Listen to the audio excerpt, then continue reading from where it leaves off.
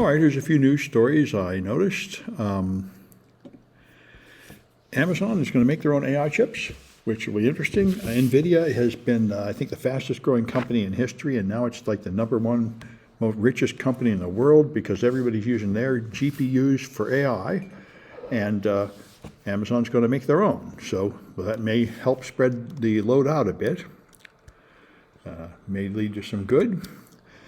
So I've been talking about this a lot and teaching it in several of my classes, how to use memory-safe languages like Rust, and both Linux and Windows are now using Rust to rewrite the most critical core code in the kernel. C is extremely popular, C++ and all that, because it makes the fastest, smallest code, and it's been the standard, but it's very dangerous. So the C and C++ developers promised that they're going to develop a new thing called TRAPC, which will hopefully be a safer form of C. So that would be their attempt to compete with Rust, and it will be interesting to see if it works. This is actually a really good idea. This is much better than the current state of the art, which is that the C and C++ programmers just abuse the other programs and say, you guys are just stupid, you need to learn the code better. They've been saying that for 20 years, and that technique is not working. It's true that if everybody was an expert and didn't make the same 10 stupid mistakes over and over, C would be okay, but the fact is they do. So it would be better to take the danger out of the language than to pretend that you're going to stop programmers from making the same old mistakes like integer overflow and buffer overflow and double free and just a whole series of mistakes that come from the language being just hard to use. This I'm reading a lot about, and I think it's been predicted for a while. Like from 2023, Gartner put generative AI at the peak of its hype cycle. When it is there, all the boosters in Silicon Valley tell you it's going to get 10 times better, it's going to get 100 times better, it's going to be AGI within a year, it's going to be a super intelligence within 5 years, and that is all crap. The fact is, AI has gotten about as good as it's going to get. It's now reached the point where to make it much better, you're going to need a lot more money. And what really hurt them is the latest version of GPT. ChatGPT has been the leader, and the new one is ChatGPT 4.0. And they say it's really not much better than the one before it, and that's because they ran out of data. There isn't any more human data to train it on. And so you really need like a lot more human data, like 10 times more data, and they've already trained it on a whole blooming internet. So where are you going to go to find that quantity of more data? And the answer is you're not. So what you're going to have to do is make smaller improvements, like, for example, specialized models to do just one task, like they make ones just for coding and just for other things, so you can have a bunch of data focused in one area. But this idea that you're going to have a general AI that knows everything in the world, and it's going to be a lot better than it is now, is probably not true. So people are beginning to admit they've kind of hit a peak of how far you can get by just having more and more and more GPUs and more data. Yeah. But the fact that they're making it free, that doesn't address this point in a sense, because the prompt from the people also have to train the model.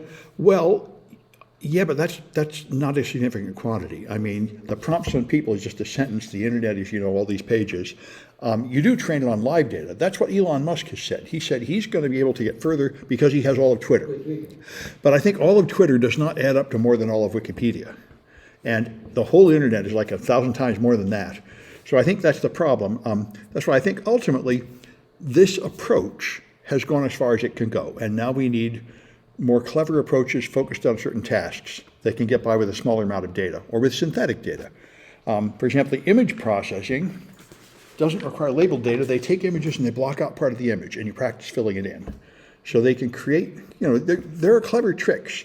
If you specialize in one task, there are tricks you can use to get further. But as far as just knowing everything, having one ChatGPT for every question in the world, I think we've gone as far as we can go that way.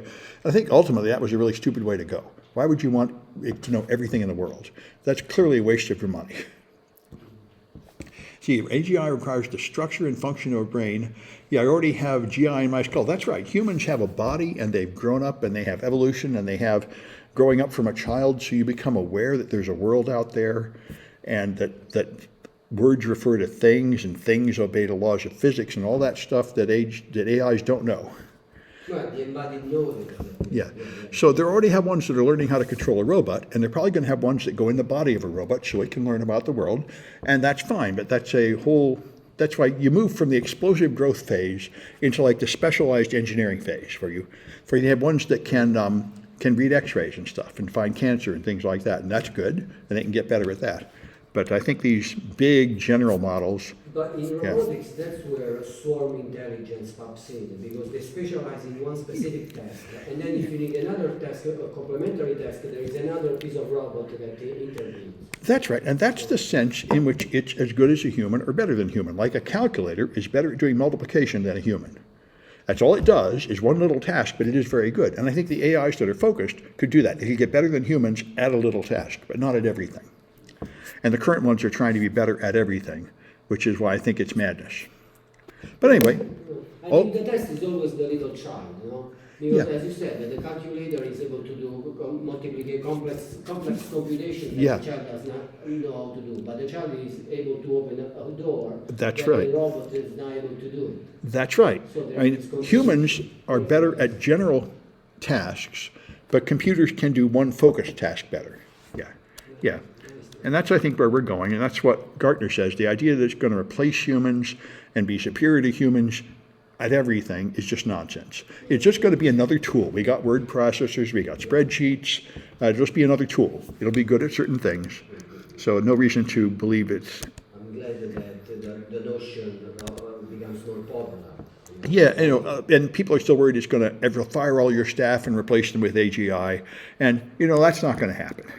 You'll just have staff using it like they use spreadsheets and the internet and stuff. All right, I'm going to stop.